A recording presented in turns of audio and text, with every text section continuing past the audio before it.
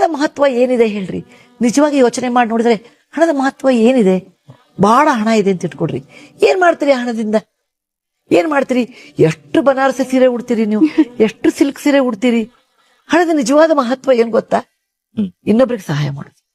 ಇಲ್ಲಾಂದ್ರೆ ಈ ನಿಜವಾದ ಹಣದ ಉಪಯೋಗ ಏನಿದೆ? ಎಷ್ಟು ಅಂತ ಮನೆ ಕಟ್ತೀರಾ? ಯಾರಿಗಂತ ಇಡ್ತೀರಾ? ಏನು ಬಹಳ ದುಡ್ಡು ಇಟ್ಬಿಟ್ರೆ ಮಕ್ಳು ಕೆಟ್ಟ ಹೋಗಿಬಿಡ್ತಾರೆ ಅಂತ ನಾನು ಅನ್ನೋದು. ಅದಕ್ಕೆ ಈಗ ನೋಡ್ರಿ, ಬಹಳ ಆಸ್ತಿ ಮಾಡಿದ್ರೆ ಮಕ್ಳು ಕೆಲಸನೇ ಮಾಡೋದಿಲ್ಲ. ಅದಕ್ಕೆ ನೀವು ಇಡೋಷ್ಟು ಇಡ್ಬೇಕು, ಇಡಬಾರ್ದು ಅಂತಂದಿಲ್ಲ. ಮಕ್ಕಳನ್ನ ಬಿಕಾರಿ ಮಾಡಿ ಕೆಲಸ ಮಾಡಿ ನೀವು ದಾನ ಮಾಡಿ ಅನ್ನೋದಿಲ್ಲ. ಇಡೋಷ್ಟು ಮಕ್ಕಳಿಗೆ ಇಡಿ, ಉಳಿದ ಜನರಿಗೆ ನಾವು ಮಾಡ್ಬೇಕು. ಹಾಗಂದ ತಕ್ಷಣ ಬರೀ ದುಡ್ಡಿನಿಂದನೇ ಸಹಾಯ ಮಾಡ್ಬೇಕು, ಅದು ಫಿಲಾಂಥ್ರಫಿ ಅಂತ ನಾವು ಒಪ್ಪೋದಿಲ್ಲ.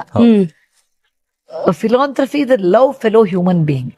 ಯಾರೋ ಕಷ್ಟದಲ್ಲಿದ್ದಾರೆ, ಎಷ್ಟೋ ಸಾರಿ ಸಾಂತ್ವನದ ಮಾತುಗಳನ್ನ ನೀವ್ ಏನ್ ಹೇಳ್ತಿರಲ್ಲ, ಅದೆಷ್ಟು ಸಹಕಾರಿಯಾಗ್ತದೆ ಜೀವನದಲ್ಲಿ.